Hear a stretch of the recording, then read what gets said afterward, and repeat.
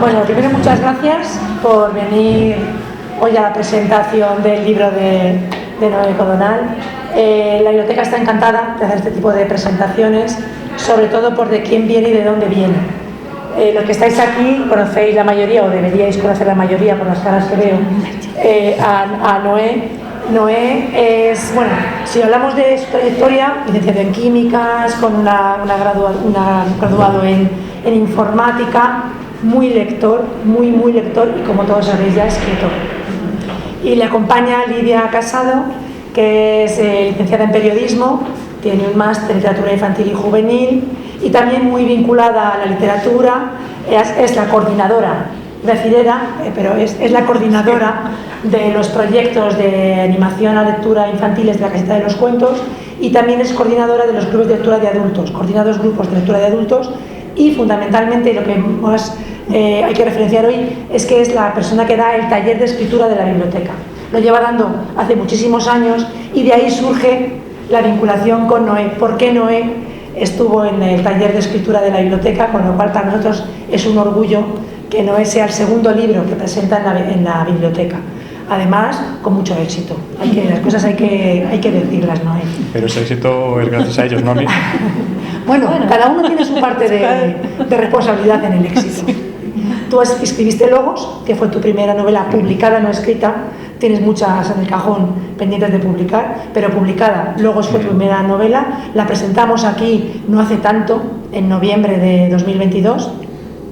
Y le dijimos, y me acuerdo de esa presentación, yo que ya me había leído, claro, porque yo me leo los libros siempre antes de presentarlos, dijimos, bueno, esperamos una continuación. Logos no se puede acabar así. Logos tiene que continuar. Y me acuerdo que me decía, bueno, es que no sé, porque tengo otros proyectos, igual me apetece desconectar un poco, porque tengo otros proyectos en mente, tengo varios ahora en rueda. Y cuando me llamó para decirme, ya está, lo tengo terminado y me gustaría presentarlo, la verdad que para mí fue una alegría, porque esperaba la historia, y segundo porque año y medio, es decir, escribir un libro cuesta mucho. Hay algunos por aquí que sé que están en taller de escritura y escriben, y cuesta mucho escribir un libro. No solo escribirlo, a lo mejor tienes la idea y lo escribes, pero luego hay que revisarlo, hay que corregirlo, hay que maquetarlo, y es una labor a la que Noé dedica muchísimo tiempo. Yo he hablado con él muchas veces y os lo contará un poquito ahora, imagino, la dedicación que lleva publicar un libro. No es nada fácil. Entonces yo estoy encantada, yo personalmente, por la relación que hemos generado los tres, y como directora de la biblioteca, también para mí es un orgullo presentar hoy la segunda parte de Logos, Las arenas de Logos. Yo ya me lo he leído, con lo cual no quiero hablar mucho para no hacer spoiler, que lleguen ellos hasta donde quieran, y luego yo aprovecho y pregunto cuando abras la ronda de participación entre el público. Muy bien. ¿Vale? Así que nada, os dejo con Lidia y con Noé, que seguro van a contar cosas muy interesantes sobre las arenas de Logos. Gracias. Bueno, muchas gracias por acompañarnos en este día, que es muy importante para nosotros, sobre todo para él, pero para mí, yo también me siento muy orgullosa, y no es hijo mío, pero también un poquito me siento como parte de este proyecto, y Noé lo sabe. No le he dado mi opinión todavía a Noé de lo que me ha parecido la segunda parte de Logos, y a lo largo de este rato lo iréis descubriendo, le voy a hacer sufrir. Pero sí que me gustaría, para empezar, contestaros algunas preguntas que yo me hacía cuando vi Las arenas de Logos. Y la primera es, ¿me va a gustar?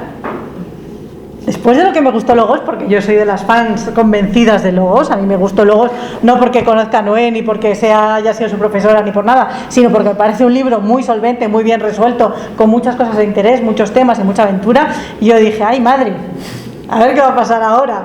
Vale, pues me ha gustado mucho Logos, ¿vale? Y me ha gustado mucho, fijaos, me ha gustado mucho precisamente por el equilibrio que tiene entre continuidad y novedad. ¿Vale? O sea, los que hemos leído Logos, vamos a volver a Logos, vamos a estar con sus personajes, vas a descubrir qué les ha pasado, que esto siempre mola, porque han pasado 3 años entre un libro y otro, y dices, ¿qué va a pasar estos 3 años? Y de repente es como volver a casa, ¿no? Y te encuentras con personajes que te gustan. Pero hay mucha novedad en el libro, hay mucha novedad. En Logos y fuera también hay mucha novedad. Entonces me ha gustado, mola Las arenas de Logos. Y otra pregunta que yo me hacía es, vale, lo leo, me gusta, lo acabo, ¿y con esto doy por cerrada la saga o quiero que Logos continúe? Yo, bueno, no sé, cuando leáis vosotros nos decís, yo quiero que continúe. Yo quiero más. Pero bueno, a ver si luego le convencemos. Quiero empezar este ratito como Noé quiere que empecemos el libro. Entonces os voy a leer un pelín del principio para que veáis cómo está construido este principio, que para mí es una de las cosas más importantes de los libros, porque al final es donde muchas veces nos enganchan o nos dejan de enganchar. O sea, fijaos, como lectores, primero nos fijamos en la portada, nos gusta o no nos gusta, el autor le conozco, vale, ya es también otro punto positivo para leerlo, me leo la sinopsis de atrás, pues parece interesante, y el siguiente paso es entrar. Y así entramos en Logos. Lena escrutó el paisaje con el ceño fruncido y una sensación desagradable en el estómago. La gran ave que les había llevado hasta allí descansaba en un prado un poco más abajo, a la sombra, picoteando el suelo con desgana en busca de almuerzo. Cada vez hay más esclavos en las obras, observó Alonso mientras movía con lentitud el catalejo, recorriendo las inmensas estructuras que erigían en el valle. Donde hace tiempo discurría un impetuoso río de montaña, el pueblo del desierto estaba levantando una presa descomunal con el sudor de los habitantes del dominio. Una ciudad entera había surgido de la nada, encaramada a la ladera opuesta, desafiando la gravedad en los escarpados riscos, repleta de edificios de piedra clara que reflejaban los tonos rosados del amanecer. El chico negó con la cabeza, masculló una maldición y se volvió hacia ella. ¿Vale? O sea, fijaos cómo para los que hemos leído Logos ya atamos a Lena, sabemos que Lena está aquí, pero vemos que han pasado muchas cosas en estos 3 años que nos hemos perdido, con lo cual a mí ya me tenía dentro, no sé a vosotros, pero a mí ya me tenía dentro. Pero me gustaría, Noé, que para empezar nos contases un poco de qué van las arenas de Logos.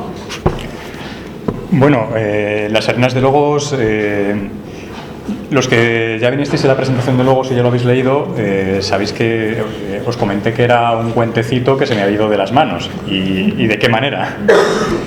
Quería dedicarles un cuento a mis hijos y al final decidí escribir la novela que me gustaría leerles a ellos.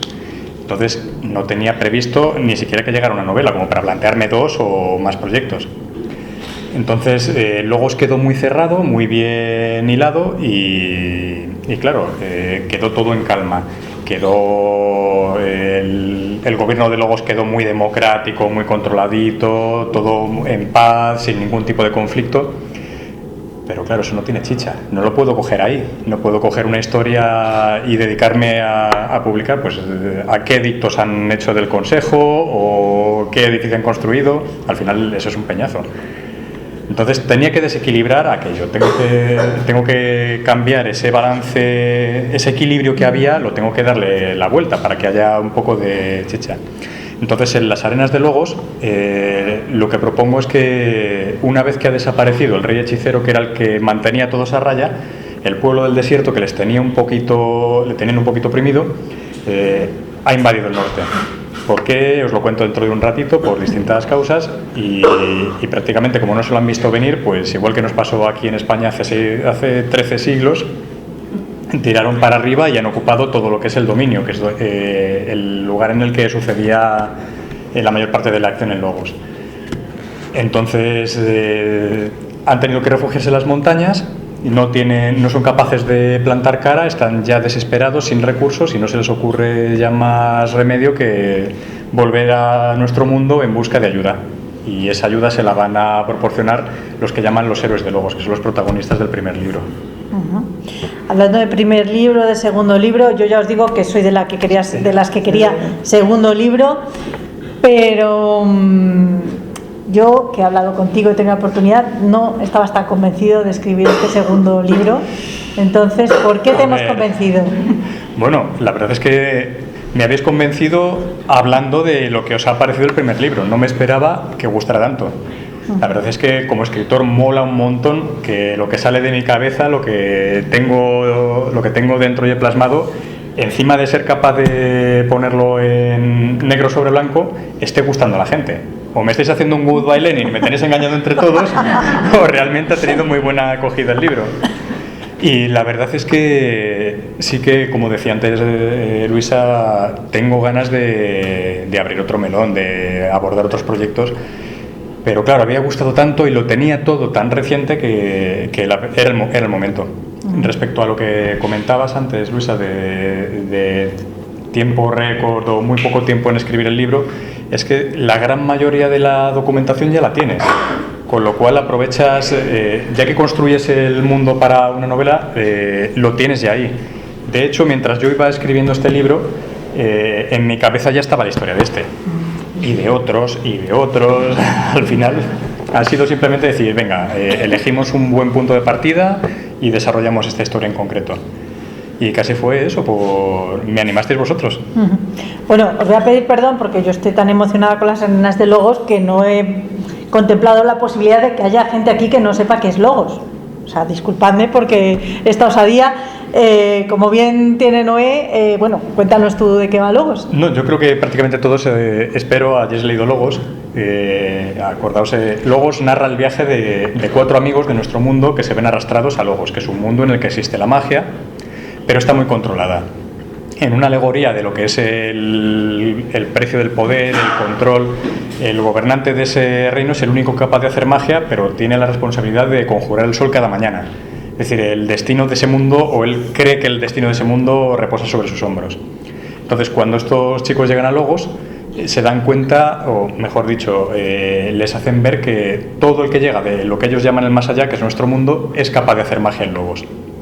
Entonces son al mismo tiempo una amenaza para el gobierno de ese mundo y una esperanza para los que están sometidos a ese gobierno.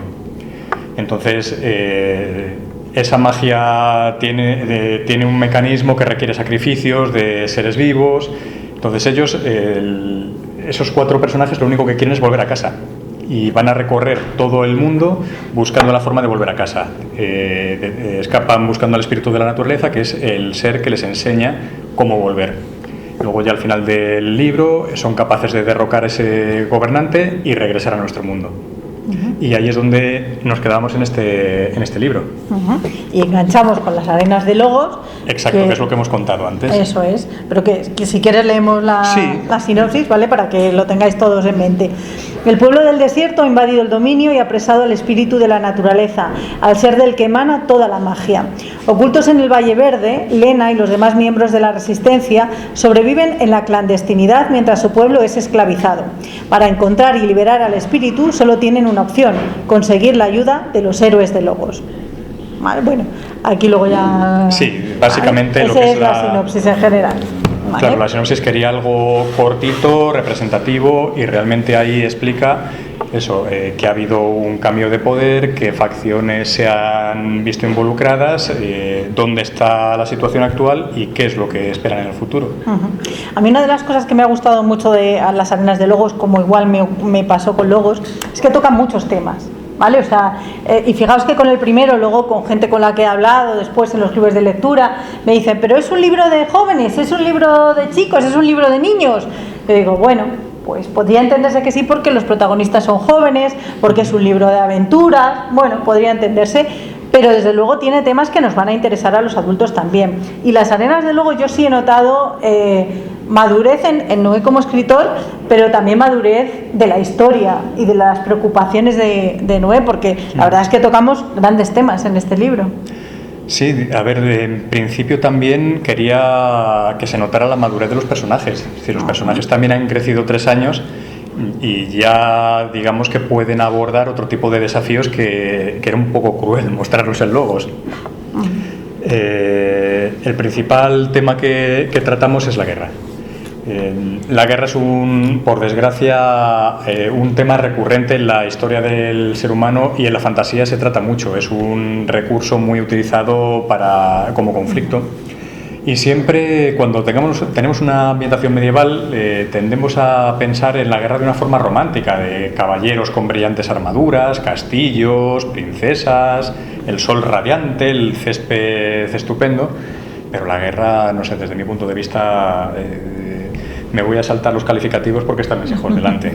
Entonces, mi visión de la guerra es más parecida a la que escribe George Martin en Canción de Hielo y Fuego, la saga en la que está basada Juego de Tronos.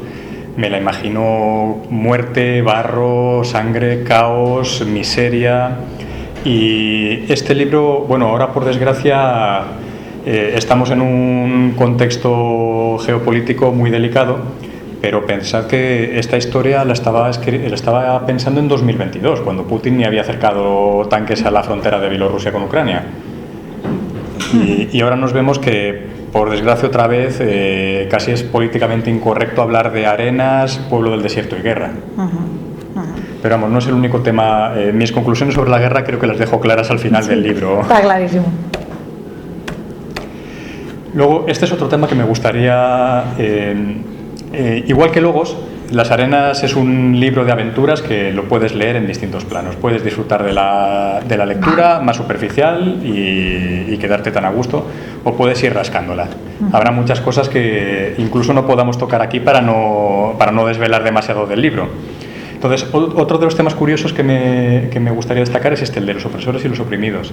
Y cómo muchos pueblos que han estado oprimidos, en el momento que ya son liberados, vuelven a repetir el rol. En cuanto se ven con poder, son ellos los que pisan. En este caso, el pueblo del desierto, que ha estado mantenido a raya por esa disuasión que tenían del dragón y el hechicero, en el momento que desaparecen, se ven libres de actuar como quieren y, claro, además se han ido preparando para hacer frente a una amenaza mucho mayor.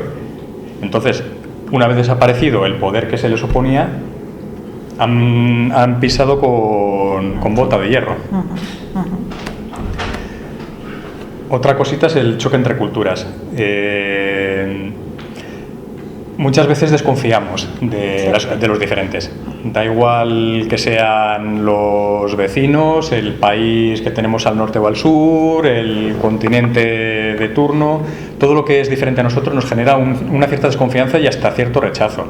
Entonces, en este libro también las dos culturas desconfían mucho unas de otras.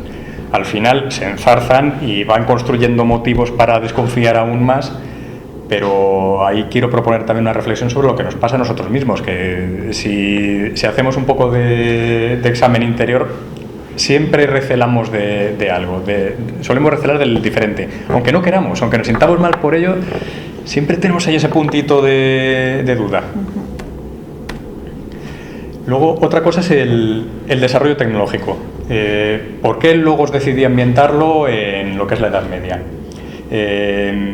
Logos es un mundo muy grande. Esta parte que nosotros visitamos es una zona cálida, de ambiente muy amable y bastante exuberante para lo que es para el dominio que era donde empezaba la historia en Logos. Entonces tampoco han necesitado desarrollarse, no tienen presión ambiental, no pasan hambre, no pasan frío, no pasan penalidades y aparte tenían la magia. Si necesitan algo especial, lo hizo un mago, ¿verdad, Víctor? Entonces, en este caso, ya se ha desequilibrado el balance de poder. Se han quedado prácticamente sin magia, sin recursos, y ahora es mucho más importante lo que es el ingenio. Una pequeña ventaja tecnológica les puede dar la victoria contra una superioridad abrumadora de su adversario. Puede parecer algo que me he inventado yo, pero lógicamente en milenios de historia humana ha pasado muchas veces. Sin ir más lejos, tenéis una imagen idealizando el fuego griego. No sé si os suena, es una tecnología que se ha perdido, no sabemos cuál es la mezcla, pero los bizantinos estuvieron defendiéndose de los turcos durante más de 100 años. Contra una superioridad aplastante, esa pequeña ventaja tecnológica les dio un siglo de aguante frente a un enemigo más poderoso. Y aquí, como veréis, juego mucho con esos pequeños puntitos de tecnología que en nuestro mundo también ocurre. La tecnología puede ser la ventaja crucial de un pequeño grupo frente a la mayoría. Y lo suyo es utilizarlo para todos, no para el provecho de unos pocos. Y el último tema que quería tratar aquí es el agua. Es algo muy nuestro de Guadalajara, pero si lo pensamos, estamos acostumbrados a que aquí en España el agua es gratis. Realmente lo poquito que pagamos es lo que se invierte en traer ese agua hasta nuestras casas y depurarla hacia el río. Pero el agua es un bien muy preciado, muy escaso y que en un país que se está desertizando como España vamos a notar su importancia a lo largo de las décadas. Entonces aquí, si os imagináis, si aquí es preciosa, en el desierto ni os cuento. Entonces, digamos que el casus belli, la causa que va el detonante de esta guerra va a ser el control del agua. Y además, el control del agua y qué hacen con ella. Es decir, vienen aquí y en vez de asentarse en la zona, además se la quieren llevar a la zona en la que viven. Sí, también un poco reflexionando sobre esos grandes proyectos hídricos faraónicos que tenemos aquí en España. Si los que habéis leído Logos, a mí una de las cosas que más me llamó la atención es cómo Noé juega con nosotros, o lo que es lo mismo, juega con el tiempo, ¿vale? Porque si habéis leído Logos, sabéis que hay dos, no sé si llamarlo tramas, pero no son dos tramas, hay un guiño, lo voy a dejar sí. ahí, ¿no? Hay un guiño actual y hay una trama que ya se desarrolla en Logos y que tiene que ver más pues con eso, con un tiempo relacionado con la Edad Media. Ese guiño, esos niños del presente que viven en Azuqueca vuelven a estar en las arenas de Logos, obviamente. Entonces, Noé vuelve a jugar con nosotros y vuelve a jugar con el tiempo, porque realmente cuando abres Logos, que yo he leído el principio de Logos, pero no he leído el principio del libro. Hay un pequeño prólogo de página y media. Ahí lo dejo. Dices, pero entonces yo he dicho que habían pasado 3 años, pero si lees el libro desde el principio, dices, ¿cuánto tiempo ha pasado aquí? Pues es interesante, porque entre un libro y otro ha pasado un día. Realmente, si recordáis Logos, en un día de tormenta en el pueblo, los niños se refugian en casa y el abuelo decide leerles un libro. Tiene esa temeridad en el tiempo en el que estén, porque también es una fecha indeterminada que no he revelado. Y les gusta tanto el libro que prácticamente lo devoran, en un día y medio se lo leen. Y entonces, a la mañana siguiente, esos niños bajan las escaleras corriendo, no esperan ni siquiera que se levante el abuelo y cogen el siguiente volumen del estante.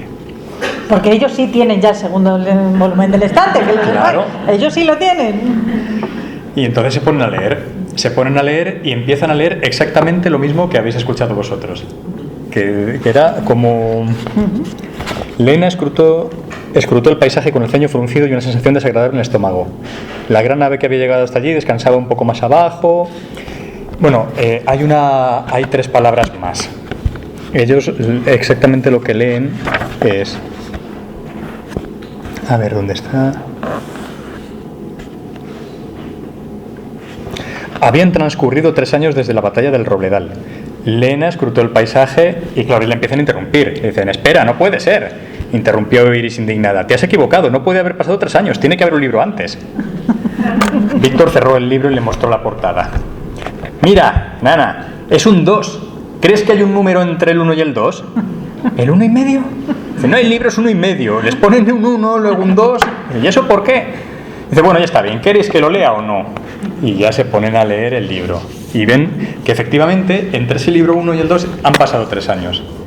En otro de los incisos, tú que lo has leído ya, comentan eso. Dice, pero ¿por qué? ¿Por qué 3 años? Y ellos con sus palabras lo van contando, la importancia de narrar algo que merezca la pena ser contado. No todo lo que hacemos al cabo del día es interesante. Pero bueno, la decisión, hablaba un poquito de la narración cronológica. Decidir empezar aquí, lo que ha pasado entre un libro y otro, la verdad es que es bastante, tiene mucha chicha y da para otra novela en sí misma. Pero no era la historia que quería contar. Y a lo mejor si cuento esa me corres a gorrazos, porque no aparecen todos los personajes de Logos y habría gente que, ¿y estos qué ha pasado con ellos? ¿Y estos por qué no salen? Así que he decidido contar porque, aparte de que la historia creo que es bastante potente en sí misma, aparecen todos los personajes. Es decir, todos los protagonistas de Logos tienen un papel que jugar en las arenas.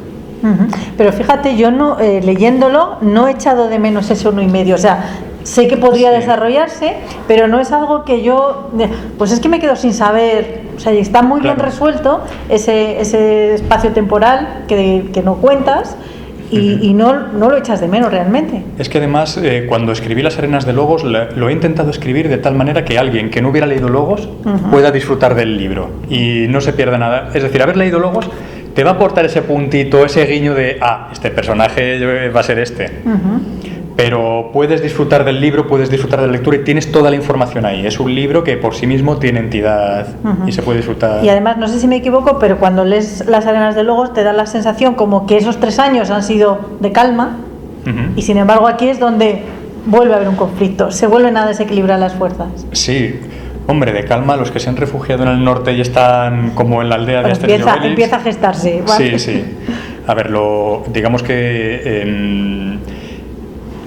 recuerdo cuando en el taller de escritura nos comentabas que una buena historia es como un estanque. Tenemos que empezar a narrar desde que está la superficie totalmente en calma, como un espejo. En el momento que alguien tira una piedra y empiezan las ondas a desequilibrar todo, que es el punto de giro que lleva ya al desarrollo del libro, y luego ya se van calmando y hasta que se queda otra vez como estaba al principio con el epílogo. Entonces lo que quería era eso, que hubiera una buena pedrada ahí, hubiera unas olas que mereciera la pena que engancharan a la gente. Ay, perdón. Y no, la verdad es que a mí me ha resultado muy interesante, y luego porque es lo que te digo, a mí me parece equilibrado, y el balance de fuerzas sí que es algo constante en tu novelística, voy a decir ya en tu novelística. En todos mis dos. novelística es muy interesante. Bueno, vamos a hablar de los personajes. ¿Vale? Vamos a hablar de los personajes. Bueno. Porque hemos dicho que algunos están, en algún momento otros no están, unos se fueron, otros se quedaron. Vamos a ver, cuéntanos. Si recuerdas, hubo una clase en particular que todavía recuerdo que dijiste: tenéis que tener cuidado con los personajes secundarios porque a veces se comen la escena. Y es verdad. En el momento que empecé a escribir logos, como os comentaba, era un cuento para mis hijos. Es decir, quería que ellos encontraran una trampilla aquí en la biblioteca, que les llevase a un mundo mágico, y luego empiezas a enriquecer el mundo y empiezas a ver, pues estaría muy bien, necesitamos un contrapunto para necesitamos alguien que personifique o que pueda escenificar otro tipo de cosas, y ya va creciendo, y según lo vas construyendo vas incorporando personajes. Y al final, bueno, hubo un personaje que me enamoró, que no es del todo mío, que es Lena. Lena, que en principio, no sé si recordáis, era un chico. No me atrevía a que fuera una chica por el tema del maltrato, de lo mal, las canutas que se las hice pasar en Logos.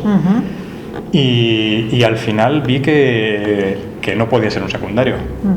Ganó escena, ganó protagonismo, y es un personaje que evolucionó mucho en Logos. Un personaje, bueno, no sé si nos puedes contar la diferencia de un personaje plano o no redondo, que seguro que lo vas a explicar bastante mejor que yo. Un personaje plano es uno que no evoluciona, que no sufre o no experimenta ninguna transformación a lo largo de la novela. No es que sea bueno ni malo. Odiseo, el Ulises de la Odisea, es un personaje plano, siempre es valiente. Ya está, no cambia. O Sherlock Holmes, siempre es listo, no cambia. O sea, no tienen por qué ser necesariamente malos. Pero sí es verdad que en la novela actual nos gustan los personajes redondos, ¿no? Según lo llaman los expertos, que son esos personajes, primero, que tienen contradicciones, que tienen dudas, que tienen conflictos internos, y segundo, que evolucionan, que al principio de la novela no son igual que al final de la novela, que salen transformados. Exacto. Entonces, el caso de Elena es curioso porque es un personaje bastante redondo, con mucha profundidad en Logos, pero es plano en las arenas.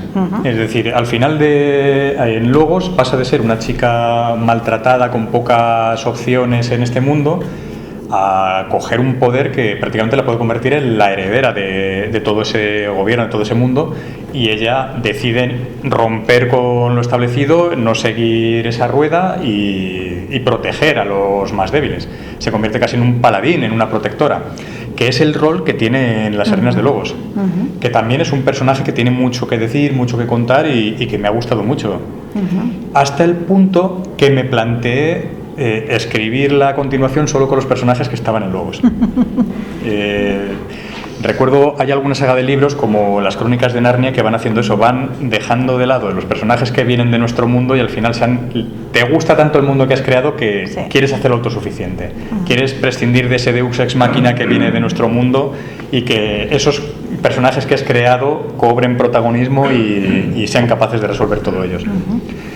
Pero no sé si se habrá reflejado bien en las Arenas de Logos. Al final no hay nadie que lo pueda resolver por sí mismo. He querido reflejar esa colaboración. Todos son importantes, desde el más aparentemente poderoso hasta el más insospechado. Todos tienen un papel que jugar, y sin el papel de todos, sin el rol de todos, no se habría resuelto. ¿Sabes cuál es un personaje que a mí me ha sorprendido mucho en las Arenas de Logos? Víctor. Víctor. Víctor me ha sorprendido mucho. Será cosa de la edad. ¿Se puede contar? Yo ahí no entro, pero me ha sorprendido porque le noto cambiado, o sea, en este lapso de tiempo que no conocemos, él ha sufrido una transformación ajena a la lectura, no sabemos qué le ha pasado, yo creo que es propia de la edad. Claro.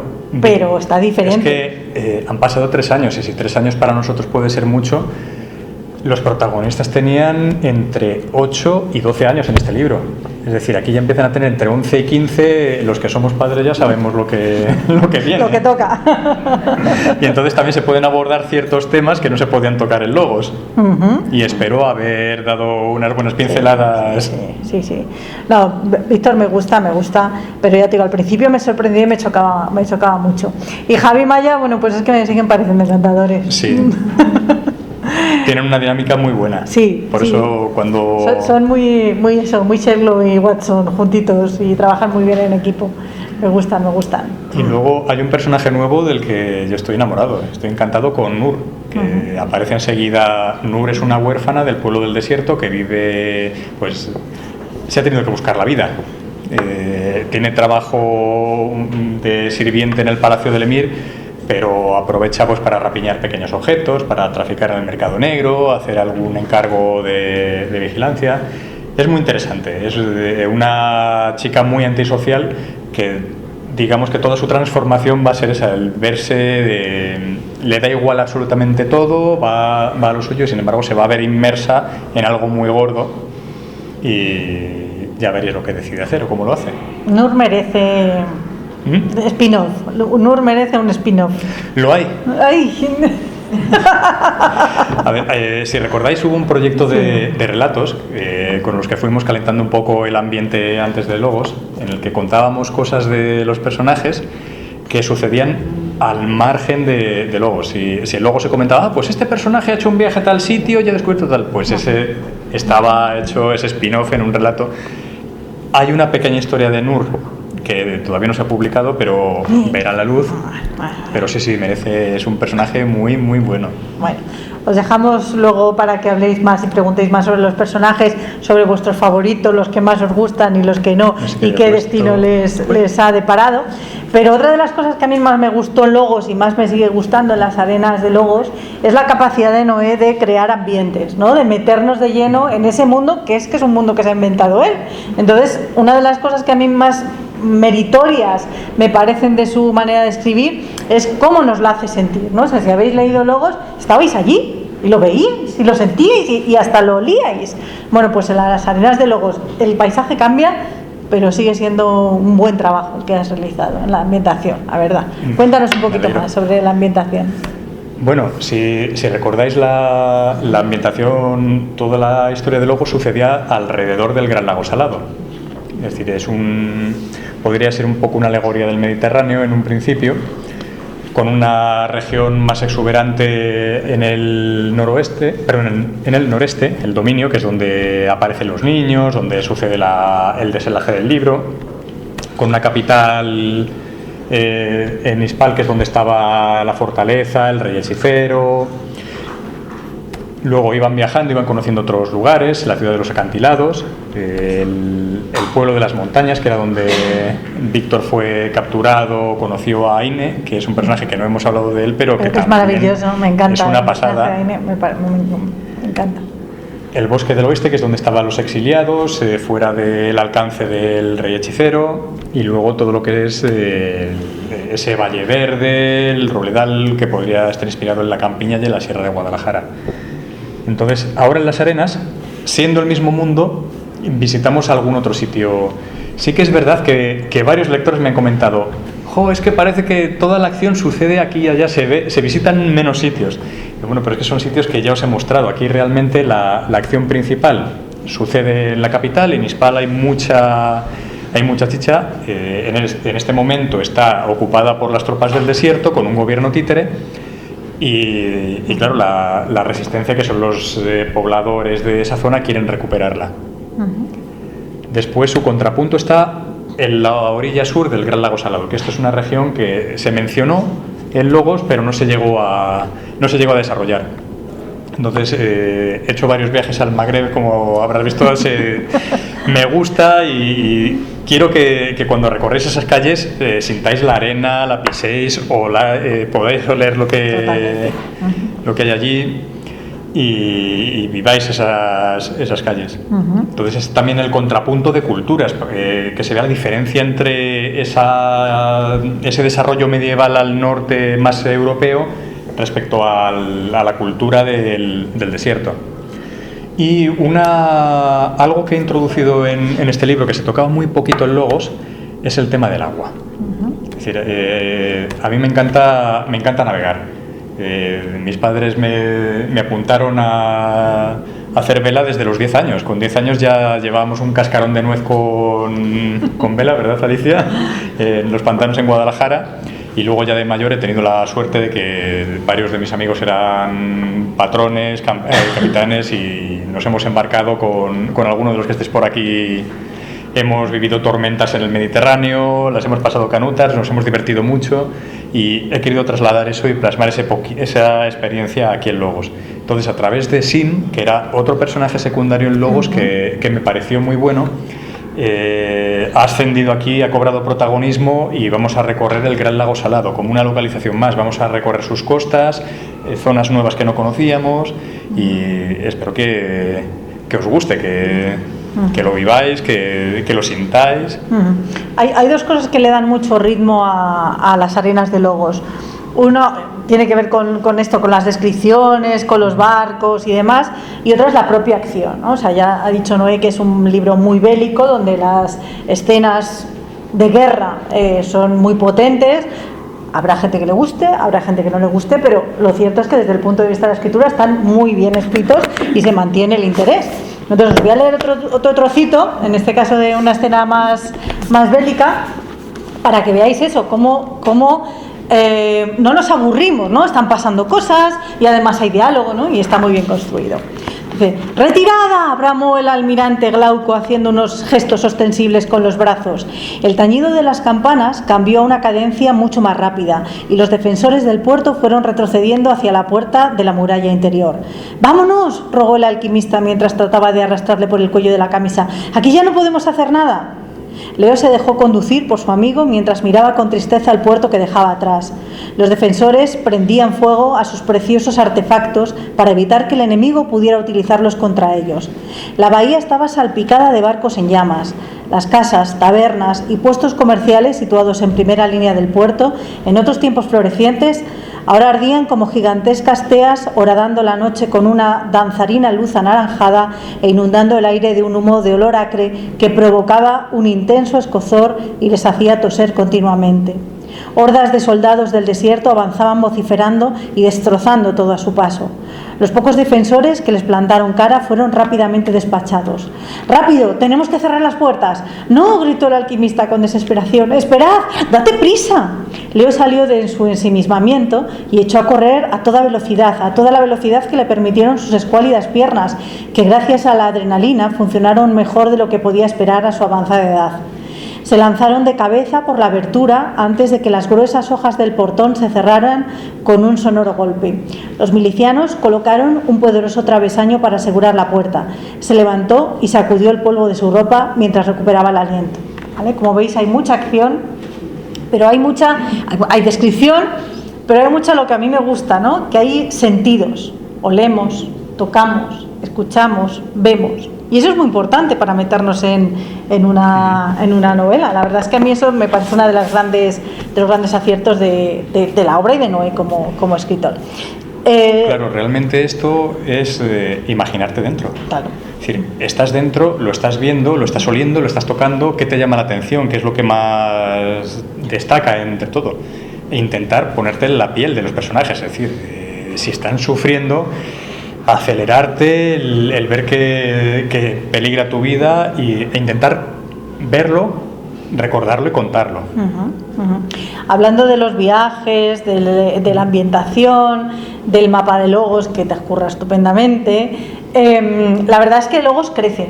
O sea, por lo menos Sí. de cara al lector. No sé si en tu cabeza es la misma o te has inventado en nuevos rincones. En mi cabeza Logos es más grande. Digamos que esto es como un tramoyista que enseña lo que realmente quiero enseñar, pero hay distintas esferas. Sé lo que hay al norte de las montañas nevadas, sé lo que hay al sur del desierto, lógicamente tengo que saberlo. Y hay mucha chicha. Bueno, pues esperemos que eso signifique que nos quedan muchos logos por descubrir. Respecto a los mapas, hay un salto también cualitativo en los mapas. Bueno, lo primero que quería comentar es ¿por qué ponemos un mapa en un libro? Porque parece que un libro de fantasía, en cuanto lo abres, tiene un mapa. Pero es que es fundamental. Es fundamental para mí como escritor y para el lector, para que no se pierda, para que sepa exactamente dónde está, dónde se dirige. Es decir, tengo que saber si de un punto a otro van a tardar una hora, un día, un mes, si se dirigen hacia el norte por una razón. Entonces, sí, hay una evolución en los mapas. Si ves, esto es el primer boceto que hubo de Logos. En el momento que yo estaba pensando, tomando apuntes, cuando yo me pongo a tomar notas, soy mucho de garabatear, escribir, hacer diagramas, hacer mapas, y parece mentira, pero a veces la información fluye mejor cuando haces una imagen, cuando dibujas, cuando haces formas, que cuando simplemente la escribes. Entonces, esto fue tomando forma. Este fue el primer mapa que publicamos con la primera edición de Logos, que me fui un verano con la plumilla, con el blog, y estuve haciendo arbolitos, montañas, esto no me gusta, otro. Y la verdad es que casi fue porque me comentaron que teníamos que incluir un mapa que yo esperaba que hiciera la editorial, y dijeron, pues si lo haces tú casi mejor. Así que preparé que fue el que llegó a la primera edición. Luego lo fuimos depurando un poquito más, pero ya se me quedaba corto. ¿En qué sentido? Porque igual que en la realidad los mapas cambian. Es decir, ahora escribo este libro y donde había un desfiladero, ahora hay una ciudad y una presa, y quiero mostrar un poquito más que lo que había. Y resulta que lo que tengo es un pliego de papel estupendo, pero encima un papel con color, con arrugas, y no puedo utilizarlo, tengo que empezar a hacer el mapa de cero. Y ya pensé, joder, venga, vale, tengo que empezar de cero una vez. No voy a empezar 2, 3, 4, y decidí ya hacer un mapa que bueno, nos llevó. Este es el mapa de Logos ya que acompaña la última versión, y este es el de las arenas. Aquí ya dije, a ver, ¿cómo se hace un mapa? Es que con este libro, además de la escritura, he aprendido un montón de cosas. He aprendido a editar, a maquetar, he aprendido un poquito de cómo utilizar programas de cartografía. Y claro, yo quería un programa profesional, pero quería ese toquecito de hecho a mano, que pudiera ser perfectamente un mapa que estuviera allí en Logos, que pudiera llevar uno de los marinos en el camarote del barco. Y si os fijáis, vamos, todos esos arbolitos que se ven ahí están dibujados a mano. Lo único, están cambiados de sitio y puestos una y otra vez con el programa. Igual, los barcos son dibujos que hice así de grandes, que ya vas incorporándolo, ya te permite otra dimensión, ya la creatividad queda mejor que el anterior, pero sigue teniendo ese puntito de hecho a mano. Y nada, espero que se note y que os guste, porque vamos, me llevó. Sí. Cuando ya pensaba que tenía el libro maquetado, solo me falta el mapa. Joder, solo me falta el mapa. No, la verdad es que a mí me gusta mucho que se incluyan los mapas en los libros de fantasía, porque al final nos anclan, porque es un mundo que está en su cabeza. Entonces, a ver cómo nos situamos. Claro. Y sí que necesitamos la orientación de eso, de saber de dónde van, a dónde van, qué distancia hay, qué atraviesan. Claro, yo es que más que escritor soy lector. Es decir, yo sé lo que me gusta a mí como lector, entonces intento que todo lo que me gusta a mí que me den, trasladarlo. Bueno, yo no quiero acaparar más la charla, os voy a dar la voz, pero antes le voy a hacer la pregunta del millón. ¿Va a haber más logos? Bueno, buena pregunta. A ver, sigo con esa promiscuidad de géneros que me caracteriza.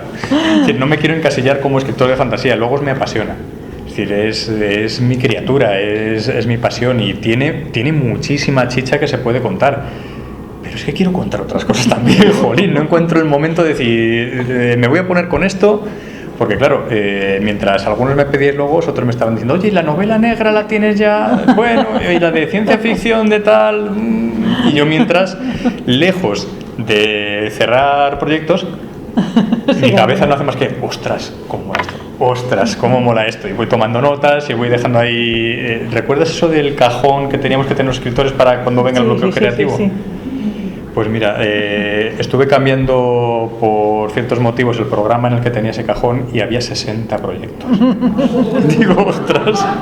Logos no sé, pero no Ecodonal tenemos de sobra. No me va a dar la vida para contar todo lo que tendría que contar. Por eso estoy deseando cazar una editorial que me quite todo ese trabajo de corrección y poder dedicarme a escribir, que es lo que me gusta. Pero vamos, os iba a dar el coñazo con un libro vamos, a lo Brandon Sanderson. Prácticamente todos los años nos veíamos aquí. Pero bueno, lo que os he comentado, logos tienen mucha chicha. Pensad que para construir logos y que sea un mundo que se sienta real, tienes que trabajar todo, tienes que saber cómo se ha creado realmente, pero tienes que saber cómo piensan los personajes que se ha creado, tienes que saber su historia, tiene sus leyendas, tiene sus mitos, tiene la historia, la cultura de cada uno de los pueblos. Entonces, según vas desarrollando eso, dices, ostras, esta historia está fenomenal, tomo nota. Ostras, y si pasara esto está fenomenal, tomo nota. Y al final acabas diciendo, aquí hay miga. Entonces, sí que hay un proyecto bastante avanzado. Si recordáis esos relatos de los que os he hablado antes y alguno nuevo que está por salir de Nur, los queremos recopilar. Tengo una prima que es ilustradora que está terminando, ya hoy está defendiendo el TFG, si no estaría aquí. Y es una ilustradora fabulosa. Y queremos hacer un proyecto en conjunto ilustrando cada uno de los relatos. Entonces seguramente si recuerdas lo que os he leído antes, es que pues no hay libros 1,5. Pues igual aquí sí. Es decir, no quiero trilogías, ya son una biología, pero hay un libro 1,5. Luego hay otro tipo de proyectos totalmente otra dimensión fuera de lo que es la literatura o asociado a la literatura. Los audiolibros es una cosa que me hace tilín desde hace tiempo. Además estuve hablando con el hermano de una buena amiga invidente y me dijo, oye, es que esto podría acercar esas historias. Al final yo soy un narrador, soy un contador de historias y lo que quiero es que llegue. Quiero ganar lectores, pero quiero que la gente conozca las historias. Y esos audiolibros amplían el público objetivo, es decir, desde gente que no pueda leer físicamente, que no tenga tiempo para leer y prefiera llevarlo en la radio del coche o escucharlo cuando pueda. Entonces, audiolibros sí que me gustaría, a lo mejor empezar con algo más pequeño como relatos, pero sí que me gustaría llegar a preparar algo. Y luego el cómic es algo que también me ha llamado la atención. Tú imagínate lo que sería un cómic de Elena para un público objetivo adolescente. Es que es una historia súper potente, súper fuerte y que tendría mucho tirón. Pero vamos, si el mundo editorial es feroz, el de los cómics no os cuento. Ahora, en la pasada Feria del Libro he podido coincidir con guionistas de cómic, con dibujantes, con editores. Y vamos, es alucinante. Poder encontrar un ilustrador que dedique su tiempo a un proyecto como este es prácticamente imposible. Y luego respecto a los otros proyectos es que siguen ahí. Me están haciendo ojitos, no sé con qué ponerme. Hay uno que tengo bastante avanzado, que tenemos bastante documentación, que es el que me encantaría abordar ahora. Es decir, estoy deseando, en cuanto salga de aquí y resete, terminar de anotar, ponernos a construir bien la trama y liarnos la manta a la cabeza. Ese proyecto, vamos, ya os da todo, es muy, muy potente, va a estar muy bien. Y volver a logos, quién sabe, igual. Pero... ver, lo bueno es que para los lectores Logos tiene futuro. Sí. Entonces, esa es una tranquilidad también para ti, ¿sabes? Porque los lectores tenemos ganas de más. Sí, desde luego lo del bloqueo de la página en blanco o el bloqueo creativo. Yo creo que lo que tengo es un agobio creativo. Bueno, no sé si queréis preguntar algo, comentar algo, decir algo, no hace falta que sean preguntas. Yo sí tenía una. Venga. Una, dos o tres. Venga. Como hemos hablado alguna vez de esto, en Logos o en las sagas de Logos, pues lo que son los personajes siempre han sido una inspiración, o sea, se han inspirado un poco en tu entorno. Pero la pregunta es, lo que no encuentro, o no he sido capaz de encontrar, es ¿cuál es el tuyo? ¿Quién eres tú? Es que el mío está ahí, pero al otro lado del papel. A ver, sí hay un personaje que está basado en mí. Y lo habéis leído porque estaba en Logos. Y es, además, no sé por qué me pongo misterioso, porque es el más evidente de todos. Es el padre de las criaturas. Lo que pasa es que tiene un papel muy residual. Es decir, simplemente anecdótico. Igual que sale mucha gente mencionada de pasada, yo no me he reservado un papel a mí mismo. De todos ellos, ¿cuál ha sido el que más te ha gustado? Ostras. O la parte. Hay, en cuanto a personajes, me costaría elegir uno. No os enfadéis, chicos, pero mis personajes favoritos son 3 mujeres. Son Lena, Aine y Nur. Es decir, me encantan. ¿A cuál más? Incluso Aine, que no tiene un rol protagonista, me parece un personaje bárbaro, me parece un personaje con una fuerza, con una personalidad, además con un arco tremendo. Bueno, literal y figuradamente. Sí.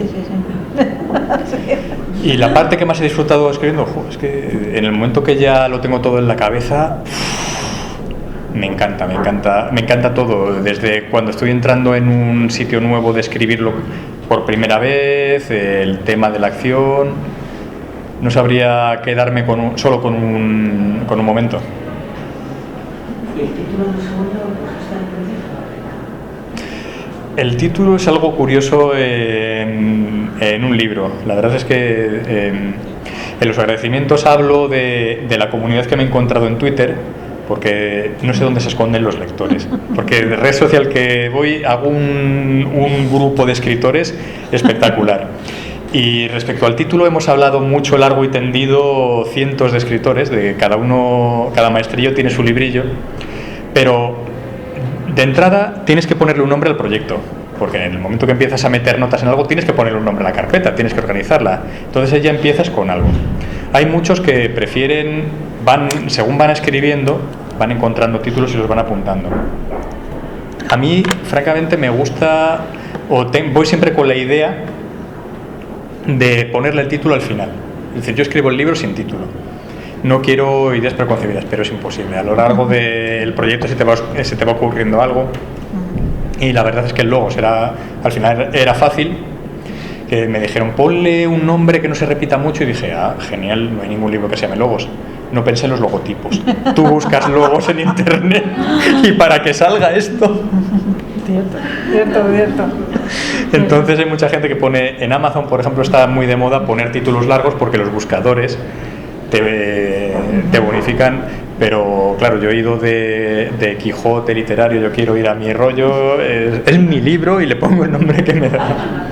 Entonces, al final Las Arenas de Logos tenía lo que yo quería. Tiene ese vínculo con el primer libro, que no tengo que ponerles un 1, un 2. Marca algo que es muy importante y muy relevante en el libro, y me daba mucho juego, me gustó mucho. La verdad es que se me ocurrió muy al principio, tenía una lista de posibles nombres y al final ninguno de ellos consiguió desbancar a ese.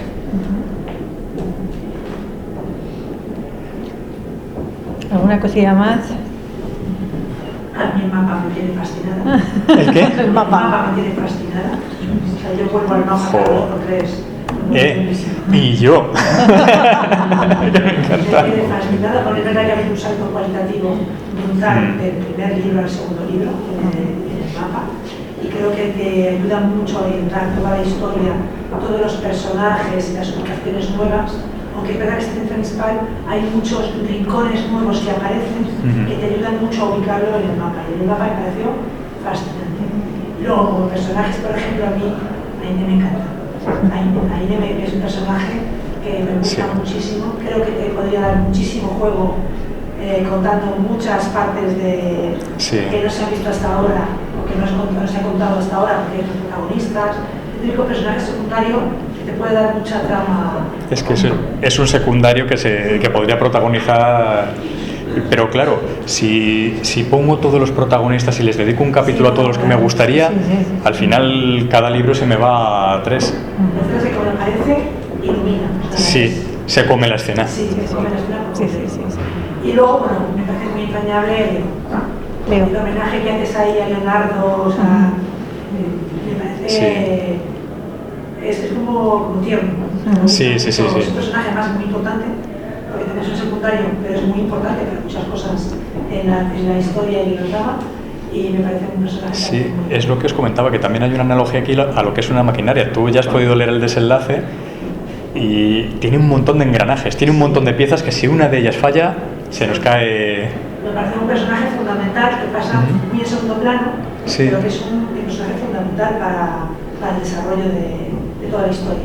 A mí me encanta, tengo esa mente de ingeniero y puede tener esa cierta influencia, pero vamos, está muy influido por lo que fue Leonardo da Vinci y luego muchos otros, incluso ingenieros y inventores españoles que he podido encontrar buceando en documentación.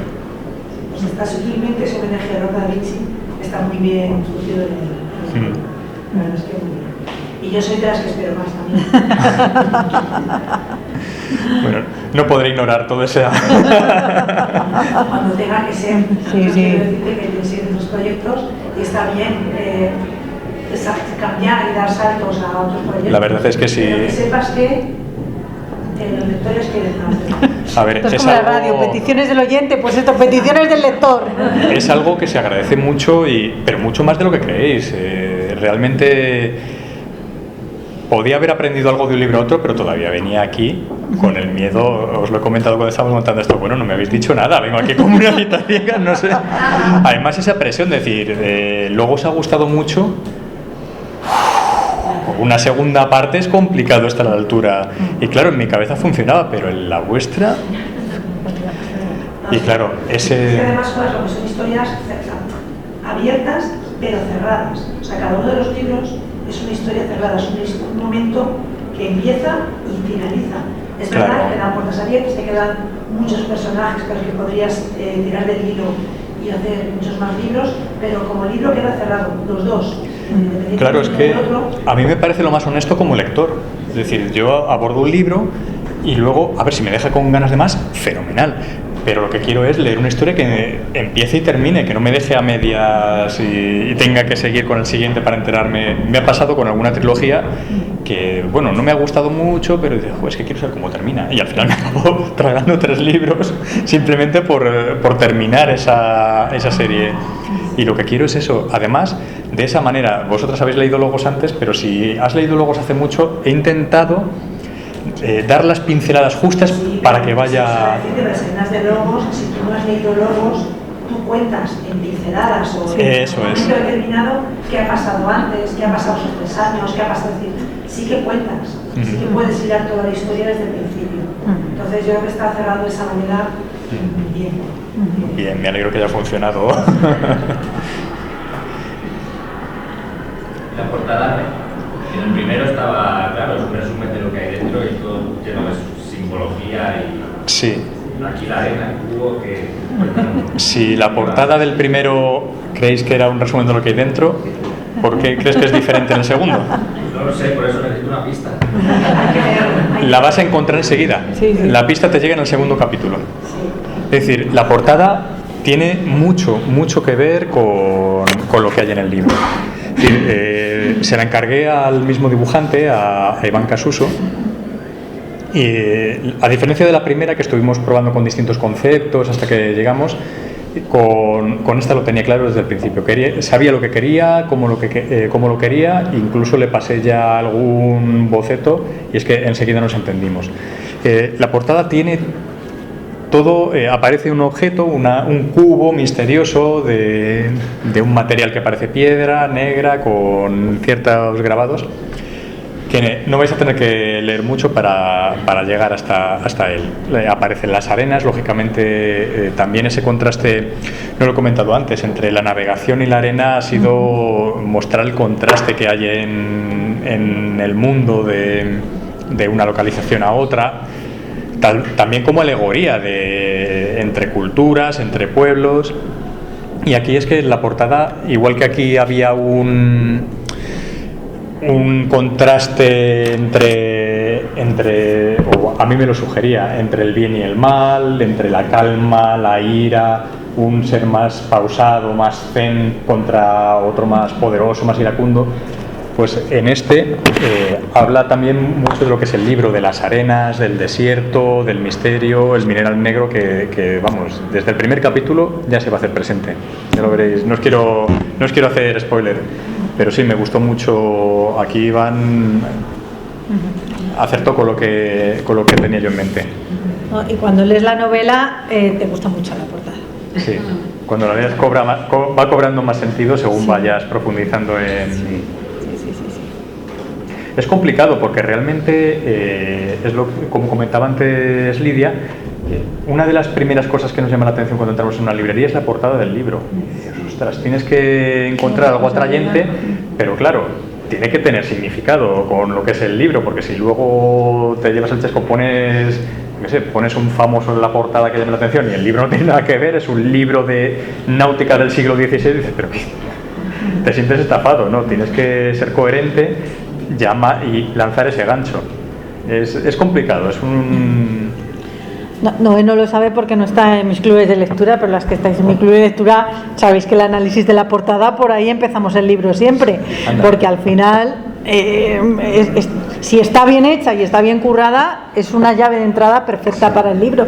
Y otro mérito que tiene Noé y que quiero destacar, porque a lo mejor no lo sabéis, es que es complicado hacer una portada y que mucha gente que se autoedita y que se publica los libros o que no cuenta con el apoyo de una gran editorial detrás, al final tira de archivos, ¿no? Y al final te encuentras con 7 libros con la misma portada, con la misma fotografía de portada, e incluso, fijaos, dentro de las editoriales ocurre lo mismo, ¿vale? Entonces, yo a veces me llegan artículos de libros diferentes con el mismo cuadro o con la misma portada y no tienen nada que ver. Bancos de imágenes. Claro, entonces Noé se le ocurra muchísimo porque es la portada de Logos, es la portada de Lagos, esta es la portada de las arenas de Logos.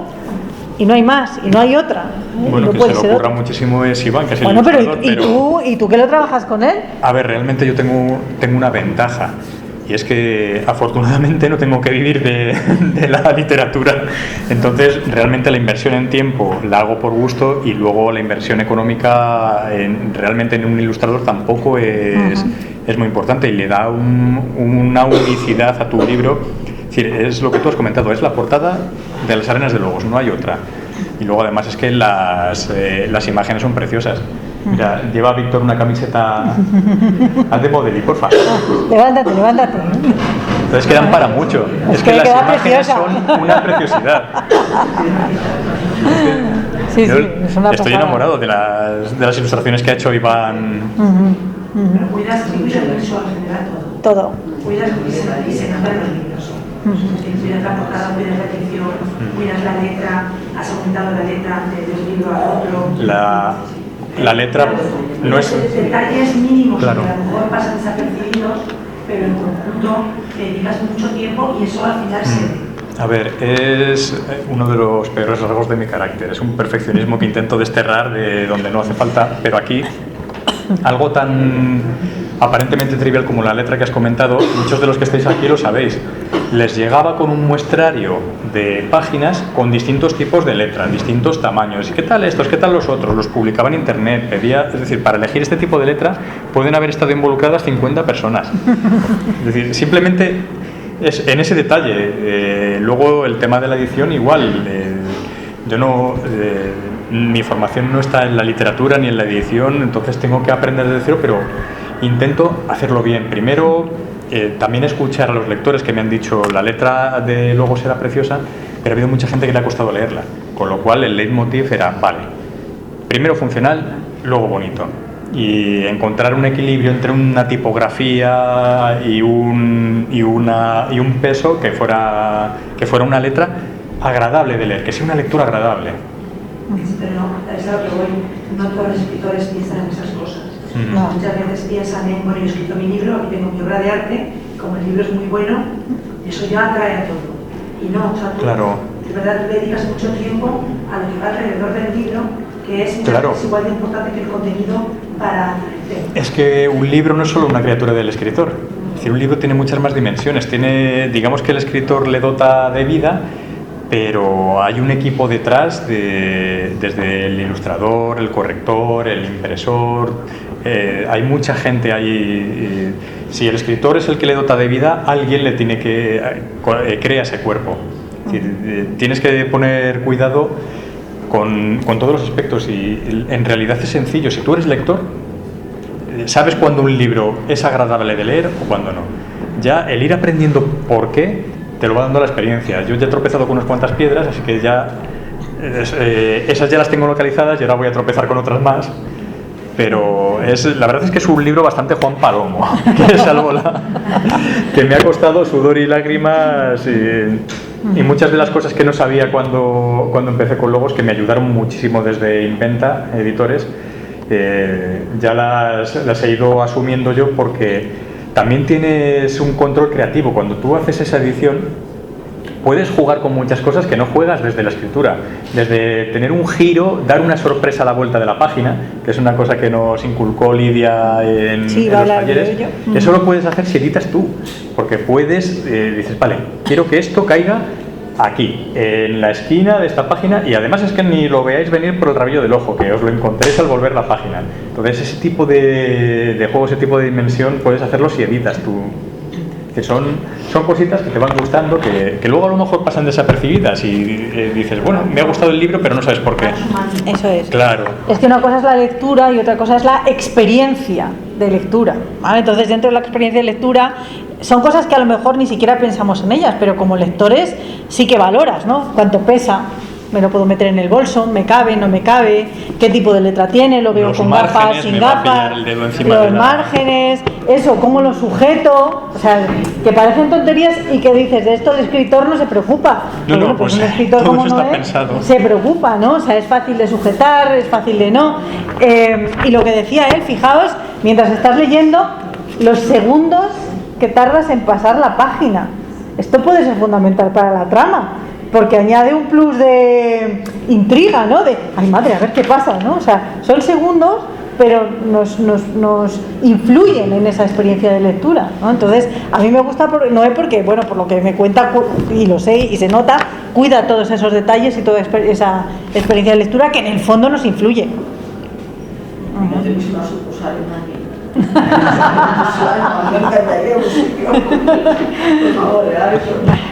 Estamos a 50 minutos en el tren, te puedes venir cuando quieras. Durante el año de pandemia que lo estuvimos haciendo por videoconferencia, ese taller estuvo guay. Sí que estuvo guay, sí. Mucho tiempo bien, Un taller de escritores, cuando hay sinergia alrededor de la mesa, es la bomba. Es decir, las ideas que salen de ahí, cómo contrastas opiniones, ideas, cosas que no se te ocurren. Es eso, cuanto más gente aporte información en una tormenta de ideas, más chulo va a quedar. Y Logos bebió mucho del taller de escritura en ese sentido, porque nos animaste a escribir leyendas, a escribir rimas. Bueno, para Logos había escrito hasta canciones. Hay música, partituras que lógicamente luego no vas a meter porque no hay manera de meterlas, pero había hasta música. Pues seguro que vas a ver maravilla. ¿El qué? Eso para la peli ya. Para la peli. Sí. Los señores de Netflix, si lo oyen, se lo escuchan mucho. Lo que más me maravilla, que de dónde sacas tanto tiempo para tantas cosas como haces. Lo que no, mi padre siempre decía que no sabía de dónde sacaba tiempo antes para ir a trabajar, y eso me pasa. ¿De dónde saco tiempo? Pues es que yo puedo estar haciendo la comida y en mi cabeza hay un montón de monos saltando, tocando los timbales y aportando ideas. Y hay un montón de veces que tengo que dejar lo que estoy haciendo para irme a apuntar, o apuntar notas de voz, o salgo con la bici, fundamentalmente porque no hago una cosa al mismo tiempo.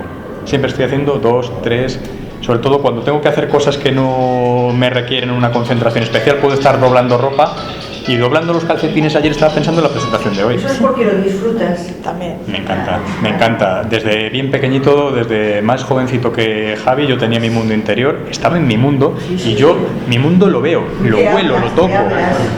Sí. Es que cuando digo que vivo en mi mundo es que puedo estar mirando para allá y yo estoy encima de un desfiladero viendo unas aves gigantescas y las estoy viendo, y estoy viendo su anatomía, estoy escuchando el sonido que hacen al pasar.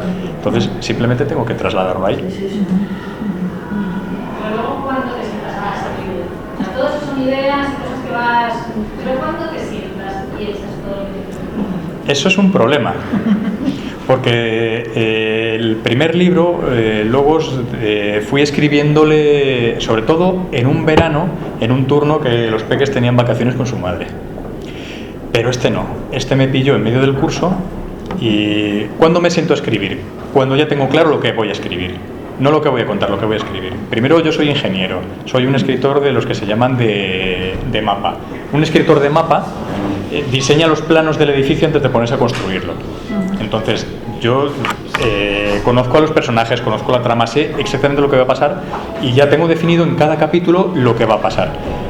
Y ahí ya me dejo llevar un poquito, ahí ya soy un poco más brújula y me dejo llevar, y a veces me sorprende y tengo que tocar todos los planos y retocar. Pero ya, cuando ya tengo toda la historia, tengo toda, digamos, la escaleta, es cuando me pongo a escribir. ¿Y cuándo?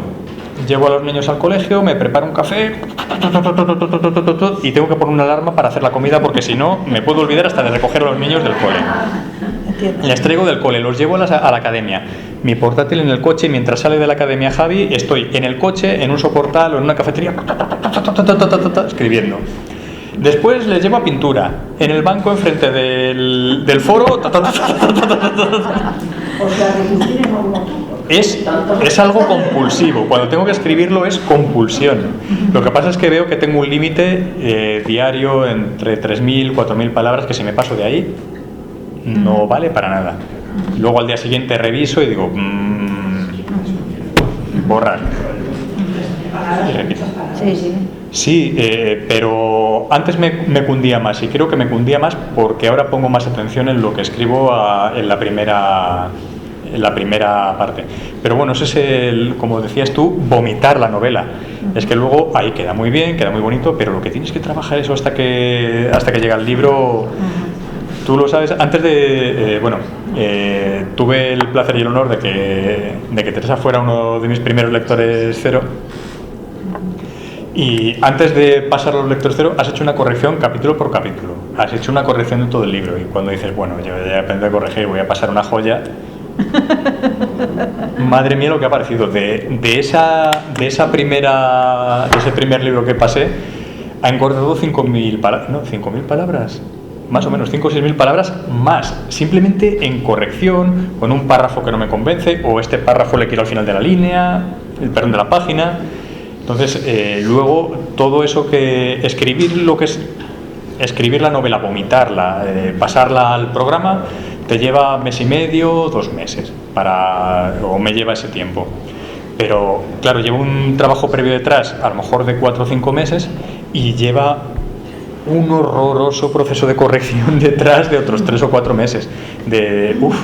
Es que esta frase no me gusta. Jolín, al final esta novela ha tenido 4 pruebas de impresión en papel. Es decir, que es que era exagerado. Y en la última todavía estaba, ¿la hago o no la hago? Hice la prueba de impresión solo por una coma vocativa, que se me había colado y no me gustaba. Y ya que lo hacía por esa coma vocativa, pues vamos a meter aquí esta arma de Chekhov, este detallito aquí para que suene luego. Es que me pasaría la vida corrigiéndolo. Creo que fue Cortázar el que dijo, no podemos pasarnos eternamente corrigiendo. Dijo algo como, creamos libros para que sean libres, no para pasarnos la eternidad introduciendo correcciones. Y eso es algo que me tengo que quitar. Tengo que ser más permisivo y decir, bueno, no pasa nada porque venga un errorcito. Porque todavía cuando llego de la imprenta, me tomo un café, no había bajado ni un dedo y dije, esto lo tenía que haber cambiado.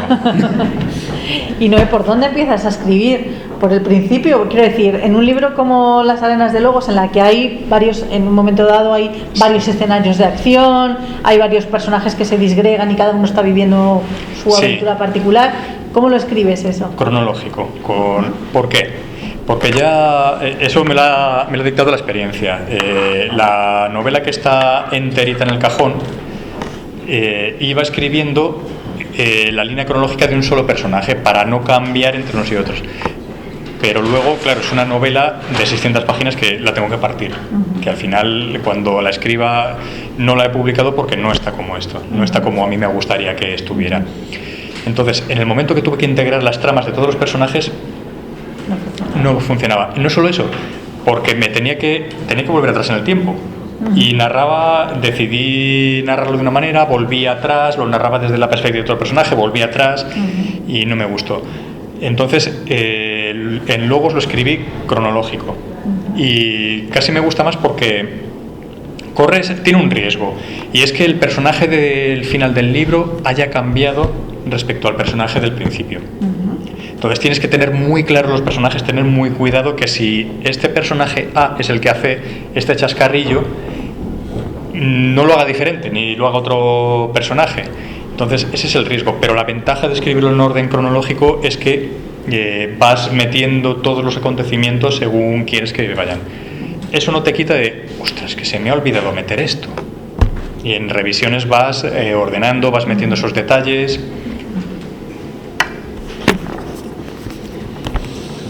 ¿Alguna cosita más? Nada más. Os dejo firmando, que os firme los libros. Bueno, muchas gracias a todos por venir. La verdad es que es un placer.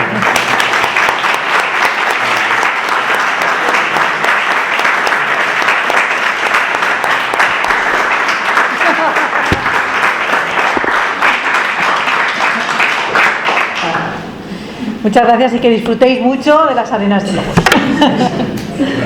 Y esperamos el siguiente libro. Tomo nota. No tiene por qué ser Logos, sí. No tiene por qué ser Logos. Por eso lo sé.